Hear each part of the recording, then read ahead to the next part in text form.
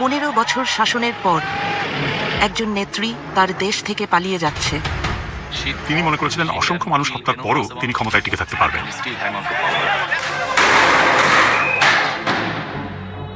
Al Jazeera একজন নির্মম প্রধানমন্ত্রীর অন্তিম সময় প্রকাশ করছে।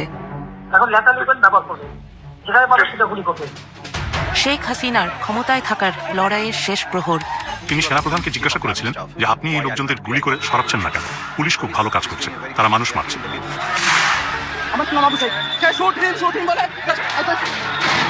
আমরা প্রকাশ করছি পুলিশ কিভাবে একটি হত্যাকাণ্ড গোপন রাখার চেষ্টা করেছিল। পিছন দিয়ে আমার ভাইয়ের লাশ নিয়ে যা পোস্টমর্টম করছে, করে আমরা জানি কোনোদিনও বিচার না পাই। আর যে চিকিৎসক মিথ্যা বলতে অস্বীকার করেছিলেন। কিন্তু সাইদ হেড ইনজুরির জন্য মারা যায়নি, পুলিশের গুলিতে যেহেতু মারা গেছে। সহিংসতায় হাজার হাজার পরিবার ছিন্ন ভিন্ন হয়ে গেছে। আমি ঘৃণার বহিঃপ্রকাশ দেখছি। মানুষ আক্ষরিক অর্থেই তাদের ঘৃণা এখানে ঢেলে দিয়েছে। জুলাইয়ের 36 দিন, যে মাস শেষ হবার নয়। এই বাশার হাসিনার যে মসনদ সেটাকে একদম ভেঙে তছনছ করে দিয়ে যে তারা আর কখনো কাউকে হাসিনা হয়ে উঠতে দিবে না।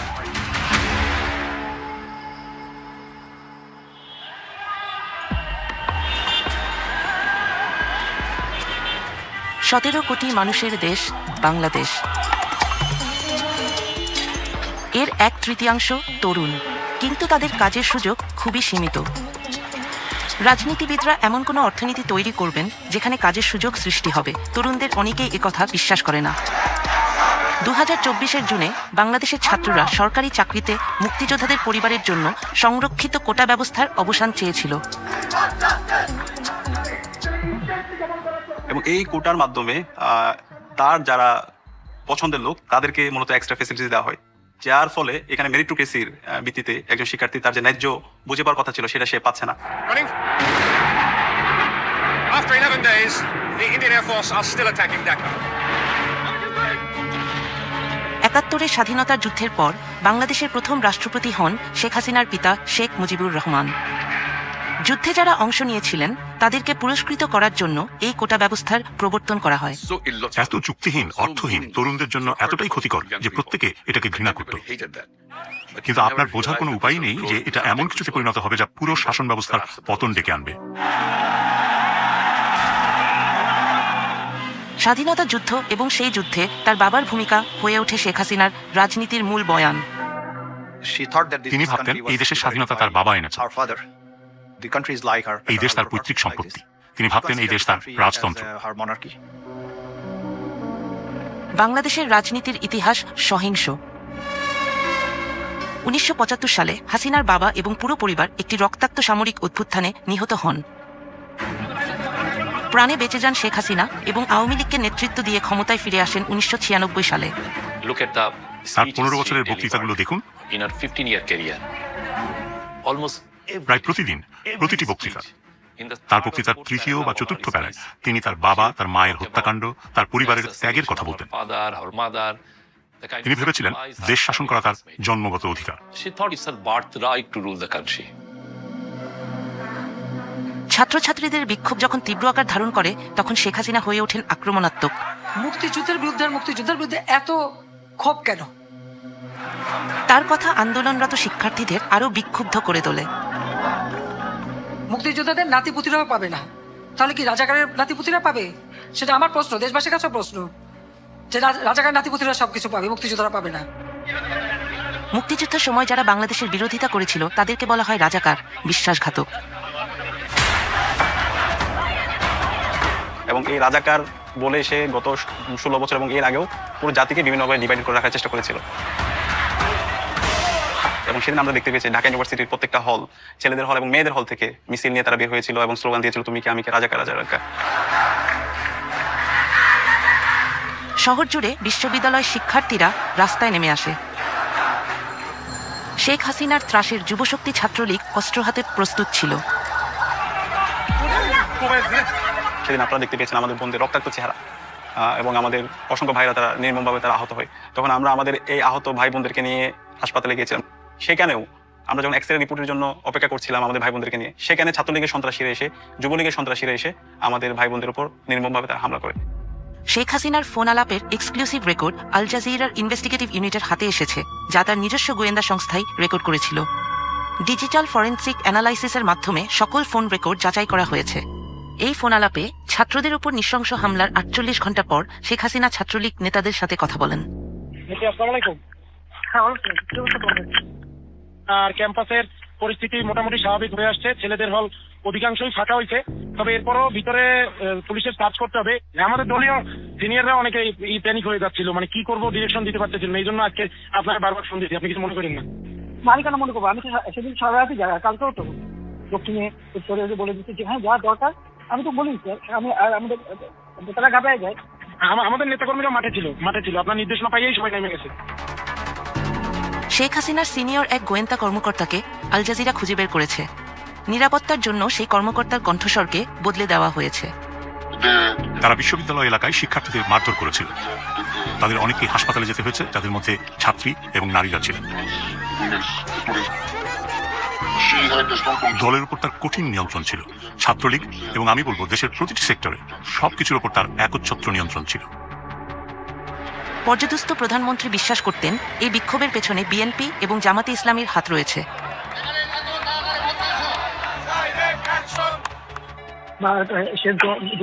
পিছনে তো সবচেয়ে আশঙ্কাজনক হলো যে সব এর পিছনে তো অন্য একটা শ্রেণী কাজ করতেছে দেখে, কারণ আমি ওই যে যারা জঙ্গি সন্ত্রাসী তাদেরকে আমরা কোনো সুযোগই দিতে চাই না। এটাই বেস্ট ডিসিশন হয়েছে, বেস্ট ডিসিশন। হয়তো আমি তো জানি, আমরা তো আন্দোলন সংগ্রাম করে পড়তে আসছি। নিজের গোয়েন্দা কর্মকর্তাদের তিনি বিশ্বাস করতেন না। আমি বললাম, স্যার, এই যে রাস্তায় আপনার বিরুদ্ধে লোকজন দেখছেন, এরা সাধারণ মানুষ। এদের অনেকেই কোনোদিন রাজনীতি করেনি। এরা সাধারণ মানুষ, এরা সাধারণ শিক্ষার্থী। ঢাকা থেকে 300 কিলোমিটার দূরে রংপুর এক ছাত্র সাংবাদিক একটি বিক্ষোভের সরাসরি প্রতিবেদন করতে যাচ্ছিলেন, যা অভ্যুত্থানের গতিপথই বদলে দেবে। তো সেদিন আমরা যখন ক্যাম্পাসের প্রথম গেটে আসি, আমাদের উদ্দেশ্য ছিল সাংবাদিকতার প্রফেশনাল জায়গা থেকে নিউজের উদ্দেশ্যে আমরা বের হই। ঠিক তখনই আমরা দেখি হচ্ছে পুলিশ এবং শিক্ষার্থীদের মুখোমুখি অবস্থান।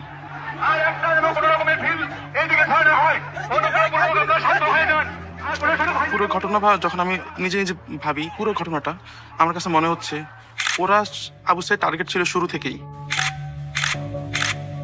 মেধাবী ছাত্র আবু সাইদ হতে যাচ্ছেন আন্দোলনের একটি গুরুত্বপূর্ণ চরিত্র। আর যখন শিক্ষার্থীদের সাথে যখন পুলিশের মারামারি হয়, পুলিশ 5 জন পুলিশ মিলে এসে সরাসরি আবু সাইদের উপর অ্যাটাক করে।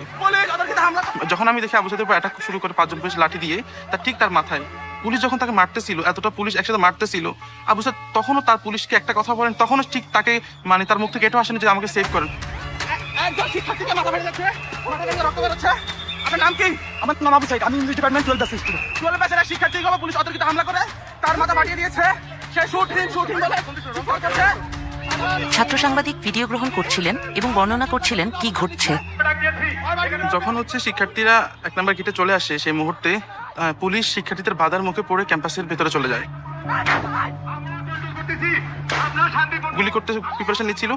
তার পাশে যিনি ইনস্ট্রাকশন দিচ্ছিল, উনি যখন এটা বুঝতে পারে, তখন হচ্ছে উনি গুলি করার জন্য ওনাকে নিষেধ করে। এবং ভেতর দিক থেকে আমাদের ক্যাম্পাসের কিছু কর্মকর্তা, কিছু কর্মচারী, পুলিশ মিলে শিক্ষার্থীদেরকে উদ্দেশ্য করে ইট পাটকেল, টিয়ার সেল গুলি করতে করতে ক্যাম্পাসের আবার 1 নম্বর গেটে আসে। ঠিক সেই মুহূর্তে যখন শিক্ষার্থীরা চলে যাচ্ছিল পুলিশের বাধার মুখে পড়ে, আবু সাইদ তাদেরকে ক্যাম্পাসের 1 নম্বর গেটে অবস্থান নেওয়ার জন্য, ইন্সপায়ার করার জন্য, সে হচ্ছে শুট মি বলে নিজের বুকটাকে ঠিক তখন পেতে দেয়। প্রথম গুলিটা লাগে তার পেটে। যখন সে তার পেটে লাগে, সে বুঝতে পারে তার পেটে কিছুটা লাগছে। ঠিক সেই মুহূর্তে একজন পুলিশ ঠিক তার খুব কাছে এসে ঠিক তার বুক বরাবর গুলি করে। পরপর 2টা গুলি এসে তার বুকে লাগে।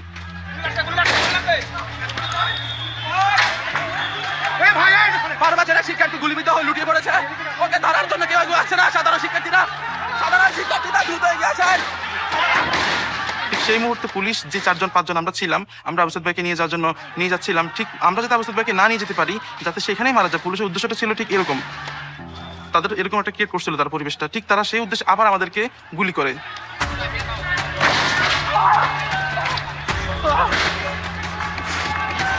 আমার গায়ে গুলি পড়েছে, আমার গায়ে গুলি পড়েছে। আমরা আহত হই, আমরা যদি এখানে আবু সাইদের মতো পড়ে যাই। আপনারা দেখেন আমার গায়ে গুলি পড়েছে, পুলিশ সাধারণ শিক্ষার্থীদের পাশাপাশি সাংবাদিকদের উপর গুলিবিদ্ধ করেছে, সাংবাদিকের উপর গুলি করেছে। সে গুলিবিদ্ধ হওয়ার এবং আবু সাইদ ভাইকে সেই অবস্থা থেকে আমরা সবাই করে নিয়ে যাই। আবু সাইদ যে তার দুই হাতকে প্রসারিত করে সে বলেছিল বুকের ভিতর অনেক ঝড়, বুক পেতেছি গুলি কর। আবু সাইদের শাহাদাতটা ছিল আমাদের জন্য সোর্স অফ ইন্সপাইরেশন। সে যেভাবে তার দুই হাতকে প্রসারিত করে শহীদ হয়েছে, তখন আমরা প্রত্যেকে প্রতিজ্ঞা করেছিলাম আমরা প্রত্যেকে একজন আবু সাইদ হব। আবু সাইদকে হত্যার ভিডিওটি ভাইরাল হয়ে যায় এবং সমস্ত শিক্ষার্থীরা সেই সময় খুবই ক্ষুব্ধ হয়। তারা ভাবে যদি নির্দোষ আবু সাইদের সাথে এটি ঘটে থাকে তবে আমাদের সাথেও একই রকম ঘটনা ঘটতে পারে। আবু সাইদের মৃত্যু সরকারকে বেশ চাপে ফেলে দেয়। শেখ হাসিনা জাতির উদ্দেশ্যে ভাষণ দেন। হত্যাকাণ্ড সহ যে সকল অনভিপ্রেত ঘটনা ঘটেছে সুষ্ঠু ও ন্যায় বিচারের সাথে সে সকল বিষয় বিচার বিভাগীয় তদন্ত করা হবে।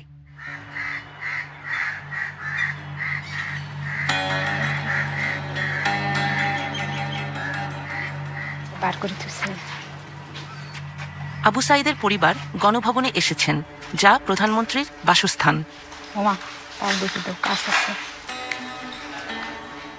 দেখি মনে হচ্ছে যে আমার নামে, ছেলের নামে সারা জায়গায় ছড়ে গেছে এবং হাসিনের এই গণভবন সাজসজ্জিতে সাজানো ছিল, এগুলো এখন নিশ্চিহ্ন হয়ে গেছে, ভাঙচুর হয়ে গেছে, এখন তো হয়েছে ছাড়া বাড়ির মতো, তাই নয়?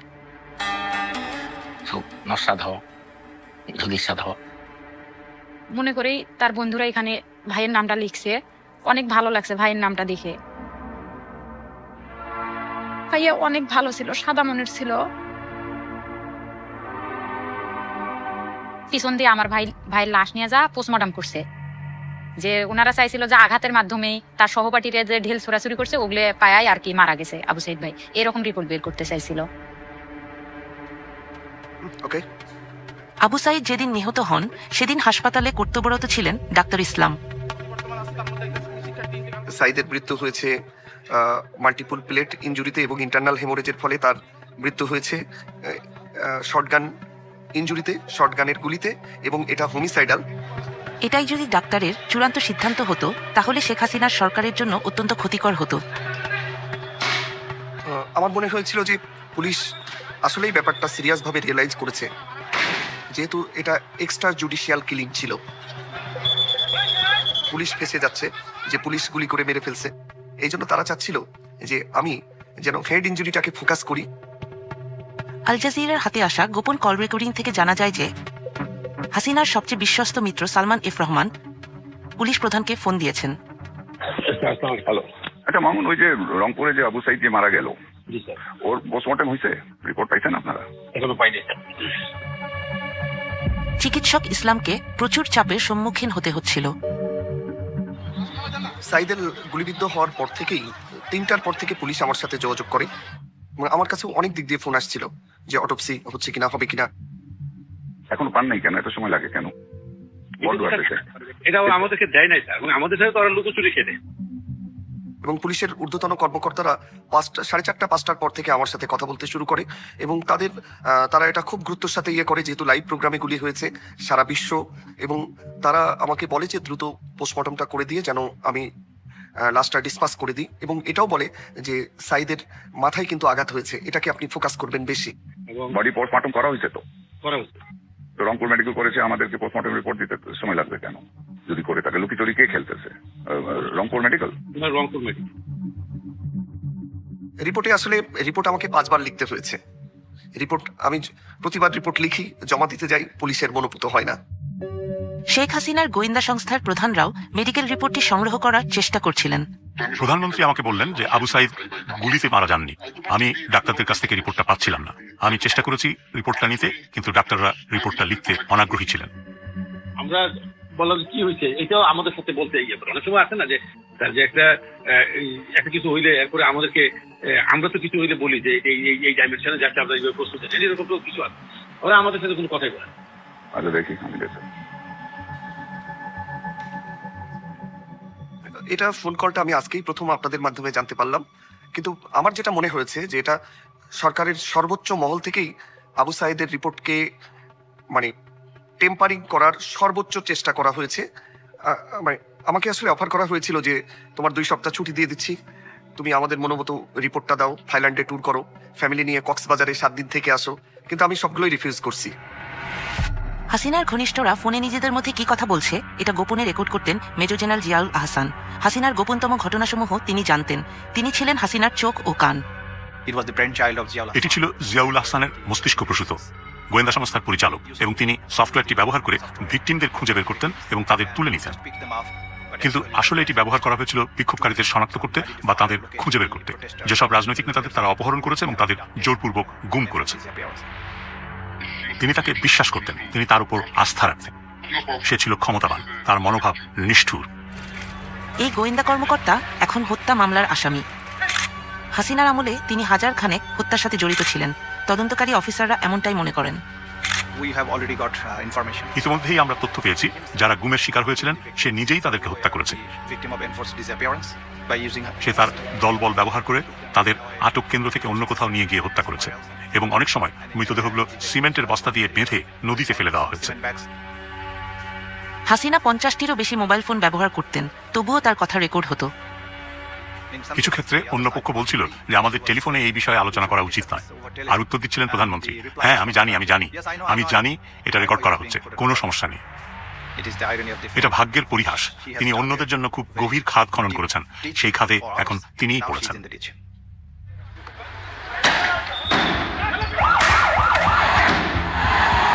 এরই মধ্যে রক্তক্ষয়ী লড়াই শুরু হয়ে গেছে। শত শত তরুণ বিক্ষোভকারীকে গুলি করে হত্যা করা হয়েছে, আহত হয়েছে হাজার হাজার মানুষ।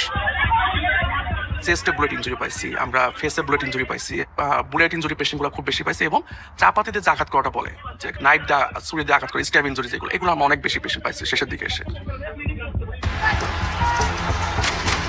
ছাত্ররা আর চাকরির জন্য বিক্ষোভ করছিল না, তারা হত্যার বিচার চাইছিল। তারা আর কোনো হাসিনার গুলি অথবা কোনো তার ল এনফোর্স এজেন্সির যে হচ্ছে গুলি, এগুলো কোনো কিছুকে তারা তোয়াক্কা করছে না। তারা হাসিনার পতনের দাবিতে তারা সামনের দিকে এগিয়ে যাচ্ছিল। আত্মবিশ্বাস ছিল আমরাই এক্ষুনি হাসিনার পতন নিশ্চিত করব। হাসিনার অসংখ্য ফোন রেকর্ডিং মুছে ফেলা হয়েছিল, কিন্তু 18 জুলাইয়ের একটি অত্যন্ত গুরুত্বপূর্ণ ফোনালাপ খুঁজে পাওয়া গেছে, যা রাষ্ট্রীয় দমননীতির ভয়ঙ্কর মোড় নেওয়ার প্রমাণ দেয়। এখন লেখা লিখবেন ব্যবহার করবে, যেখানে পাবে সেটা গুলি করবে, ওটা বলা হচ্ছে। আমি এতদিন বাধা দিয়ে রাখছিলাম, ওই যে স্টুডেন্টরা ছিল ওদের সত্যি কথা চিন্তা করে। এই ফোনটি তিনি করেছিলেন তার নিকট আত্মীয় ঢাকা দক্ষিণের শক্তিশালী মেয়র ফজলে নূর তাপসের কাছে। আর যেখানে গ্যাদারিং দেখবে সেখানে ওই উপর থেকে এখন উপর থেকে পাচ্ছি, অলরেডি শুরু হচ্ছে কয়েকটা জায়গায়। এই অভিযানের একটি সাংকেতিক নাম ছিল, যা অপারেশন ক্লিন ডাউন নামে পরিচিত, যেখানে সর্বাধিক সংখ্যক বিক্ষোভকারী জড়ো হয়, সেখানে ড্রোন ব্যবহার করে এবং তারপর তারা হেলিকপ্টার পাঠায় তাদের হত্যা করার জন্য। থেকে টিয়ার গ্যাস মারছে এবং ওর সাথে বুলেট ডাইরেক্ট শর্ট করছে। তো আমরা এরকম শর্টের পেশেন্ট পাইছিলাম, উপর থেকে ডিরেক্ট শর্টের পেশেন্ট 4 থেকে 5 জনের মতো।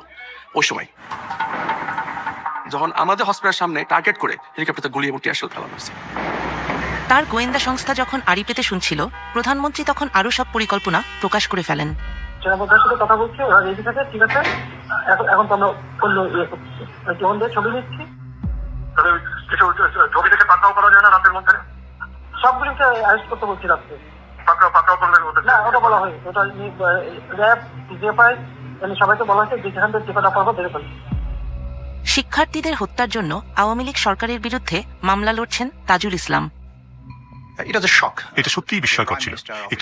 একটি গণতান্ত্রিক দেশের প্রধানমন্ত্রী হিসাবে তিনি বিক্ষোভকারীদের হত্যার নির্দেশ দিচ্ছেন, বেশিরভাগই তরুণ ছাত্র, এবং তিনি নির্দেশ দিচ্ছেন প্রাণঘাতী অস্ত্র ব্যবহার করে এই লোকদের হত্যা করার জন্য। 19 জুলাই শেখ হাসিনা সেনাবাহিনীকে রাস্তায় নামার নির্দেশ দেন। সে ছিল খুব লম্বা এবং সুদর্শন। যখন সে তার বন্ধুদের সাথে থাকতো, তখন তাকে সবসময় মনে হতো সে যেন নিজেই একটা মিনার। এসব নৃশংসতা 19 বছর বয়সী মাহমুদুরকে দারুণভাবে প্রভাবিত করে। একটা ভিডিও ছিল, আবু সাইদের বোন কাঁদছিল। আমার ভাই সেটা ফেসবুকে শেয়ার করে এবং সে বলছিল, আমার মনে হচ্ছে এটা আমার বোন, তাই আমি এটা নিতে পারছি না। আমরা তাকে বাইরে যেতে দিচ্ছিলাম না। সে একদিনে গিয়েছিল এবং সেটাই ছিল তার জীবনের শেষ দিন। সেদিন ছিল জুলাইয়ের 19 তারিখ।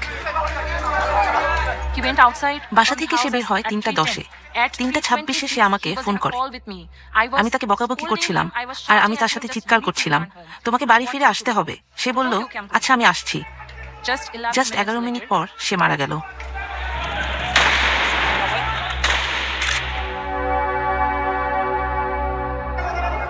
মাহমুদুরের মরদেহ নিকটস্থ হাসপাতালে নেওয়া হয়। আরো 5টা লাশের সাথে আমার ভাইটা ছিল। এ যেন স্ট্রেচারে রক্তের সাগর। আমার মনে হচ্ছিল একটা দুঃস্বপ্ন দেখছি। এটা সত্যি হতে পারে না। আমি কোথায়? এটা কি কোনো যুদ্ধ হচ্ছে? সে আমাদের পরিবারের রত্ন ছিল, আমাদের একমাত্র স্বপ্ন, একমাত্র দামি জিনিস। আসলে সে আমাদের পরিবারের ভবিষ্যৎ ছিল।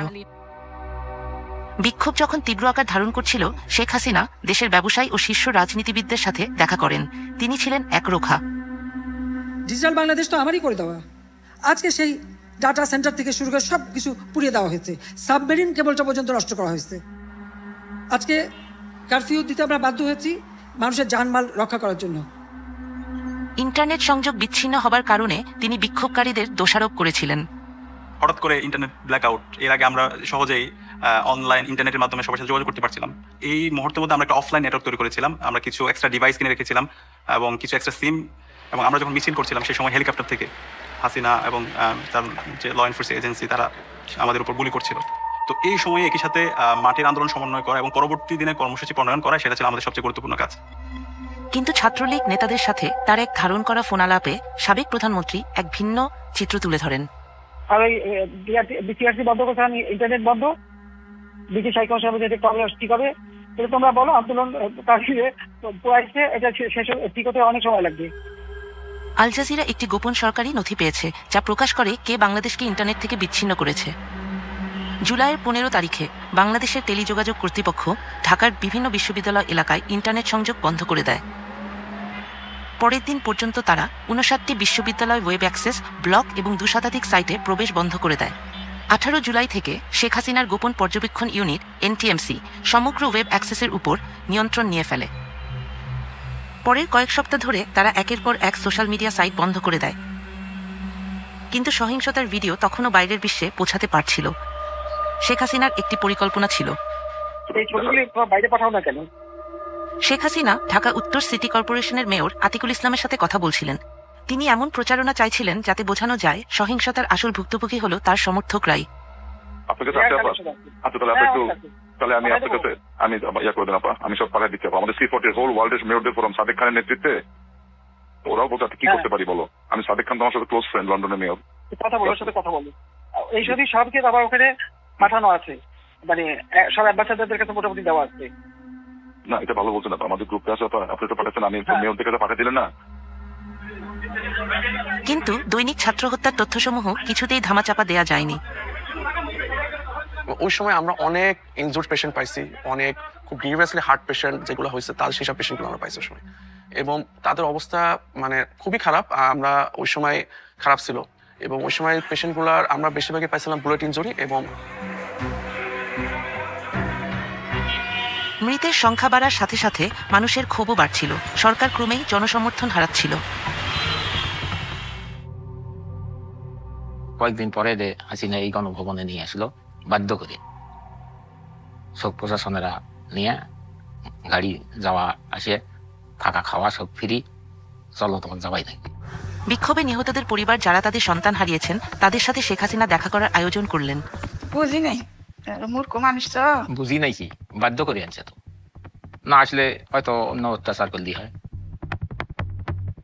না, আমরা ওই জায়গায় বসেছিলাম, মানে জায়গাটা ছিল ওই জায়গায়, আমাদেরকে সামনে বসতে দিছিল।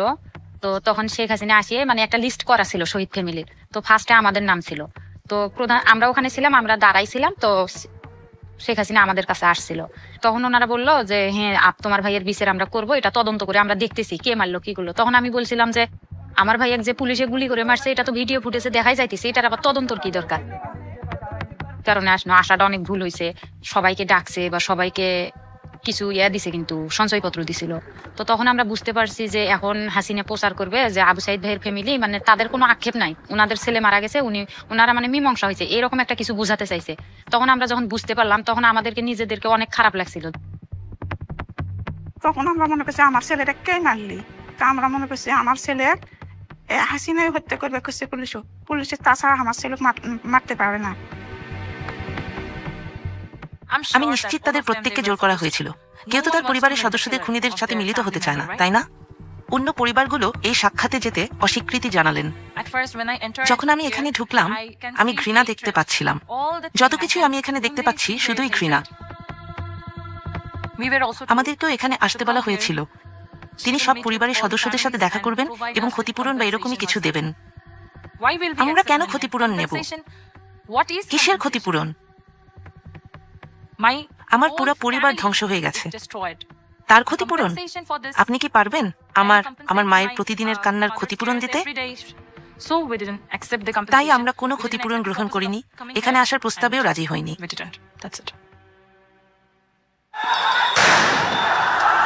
হাসিনার বাসস্থানের বাইরে সহিংসতা ধীরে ধীরে নিয়ন্ত্রণের বাইরে চলে যাচ্ছিল। সে শিকারের মেজাজে ছিল, আর তার চোখ যেন শিকার খুঁজছে।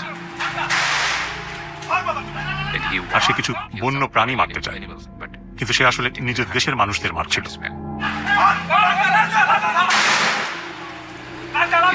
তার নামের ফলকটি আমি খুঁজে পেয়েছি, যার নাম রেদওয়ান।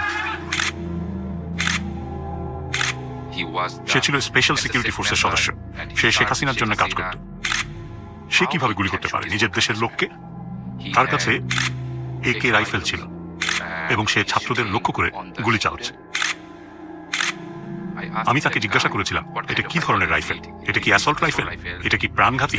তিনি হ্যাঁ বলেছিলেন। তদন্ত সংস্থা তার সাক্ষাৎকার নিয়েছে, জিজ্ঞাসাবাদ করেছে এবং সে বলে, আমি কিছু লোকের সাথে কথা বলেছি। সে সরকারের উচ্চপদস্থ কর্মকর্তাদের কাছ থেকে নির্দেশনা নিচ্ছিল। সে একটি উদাহরণ স্থাপন করার চেষ্টা করছিল এবং দেখানোর চেষ্টা করছিল যে সে শেখ হাসিনার প্রতি কতটা অনুগত। সেদিন তখনও পর্যন্ত আমরা জানতে পেরেছিলাম যে প্রায় 20 জনেরও বেশি লোককে হত্যা করা হয়েছে।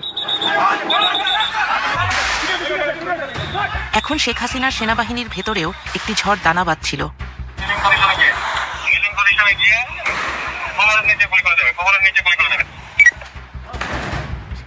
ঢাকার পুলিশ কর্মকর্তাদের কাছে পাঠানো পুলিশ কমিশনার হাবিবুর রহমানের একটি রেডিও বার্তা আল জাজিরা সংগ্রহ করেছে।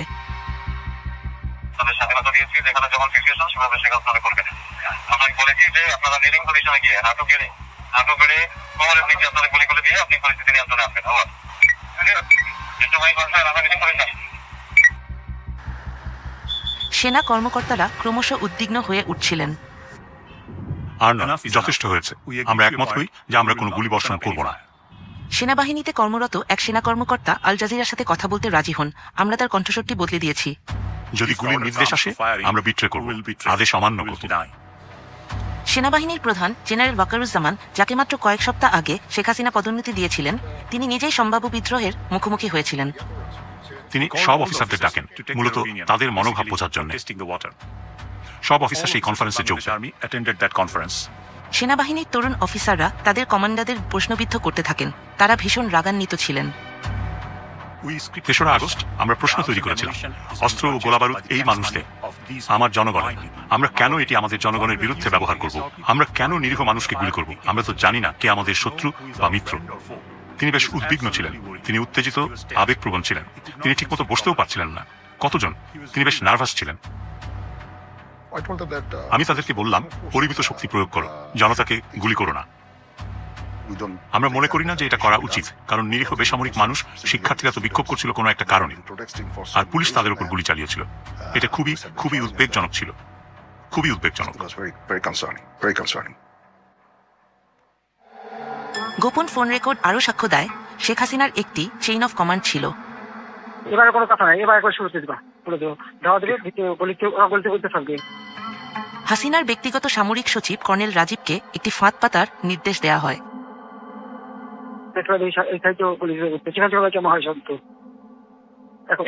শুধু ওই অল্প জমা থাকে, করতে হবে, তাহলে আসবে না। ঠিক আছে স্যার। 3 তারিখে তিনি আবারও পদত্যাগের কথা বললেন। মানুষ মরছে, মানুষ খুন হচ্ছে। তিনি জানতেন যে তাকে ক্ষমতায় থাকতেই হবে, যাই হোক না কেন। তাই চতুর্থ দিনটিও ছিল খুবই নৃশংস একটি দিন। এদিকে তারা চেষ্টা করছিল মিছিল নিয়ে গণভবনে যেতে, কিন্তু মিছিলকারীরা আগাতে পারছিল না, কেননা পুলিশ সমানে গুলি করে হত্যাযজ্ঞ চালাচ্ছিল।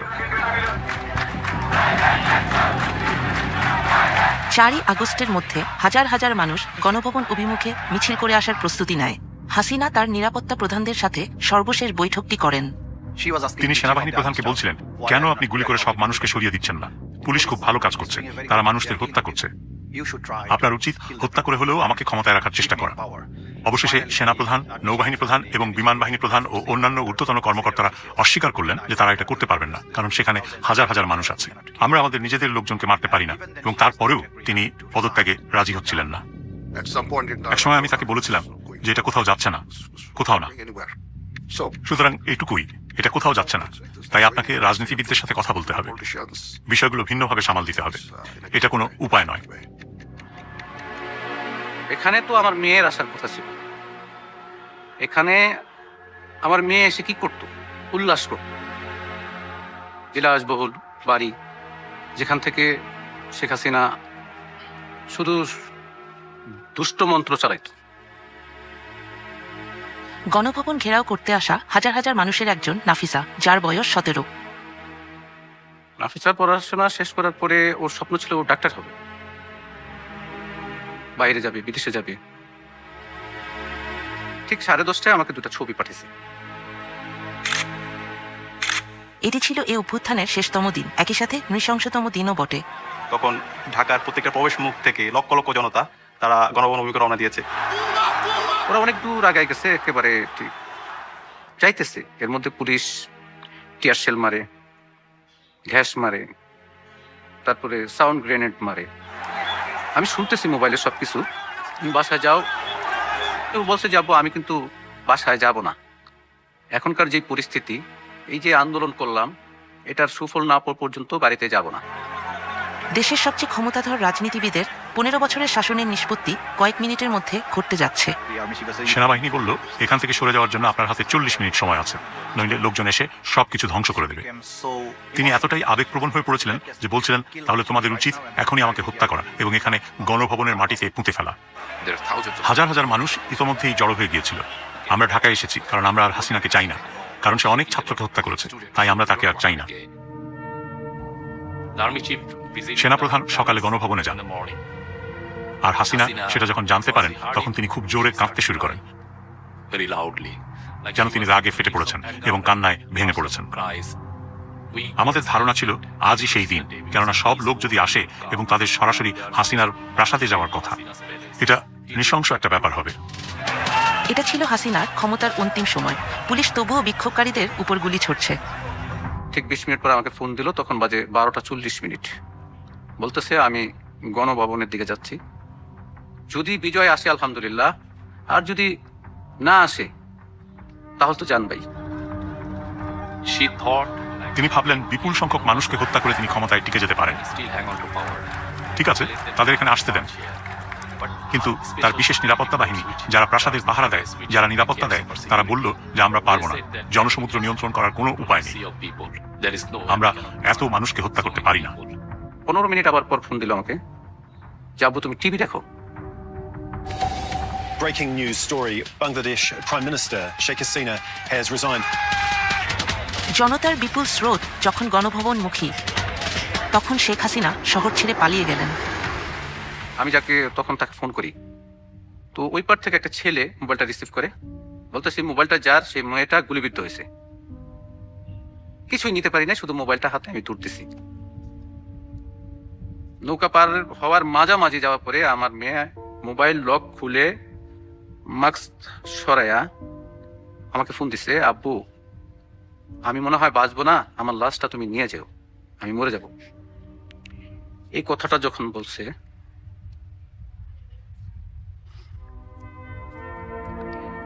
তখন আর নিজেকে ধরে রাখতে পারি নাই।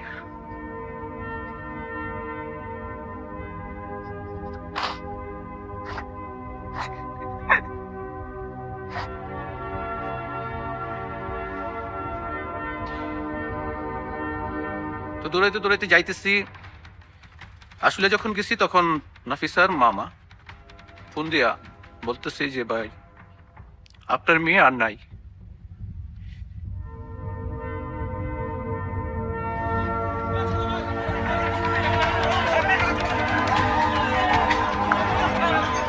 আমি আমার জীবনে এমন পরিস্থিতি কখনো দেখিনি।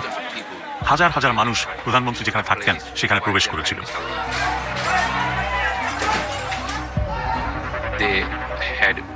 তার উপর তাদের প্রচন্ড রাগ ছিল।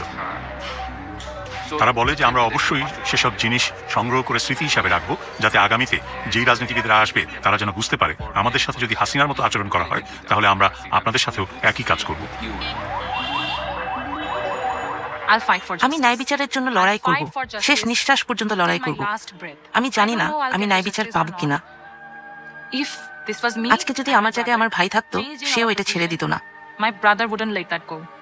তাহলে আমি তাকে কি জবাব দেব? তাহলে আমি তাকে এতটুকু বলতে পারবো যে আমি ন্যায় বিচারের জন্য লড়াই করেছি। দেশটা স্বাধীন না হওয়া পর্যন্ত তোরা ছাড়ি দেন না, সেই ছাত্ররা দেশটা স্বাধীনই করছে। স্বাধীন করার সূত্রটা তো আমার ছেলের কাছ থেকে।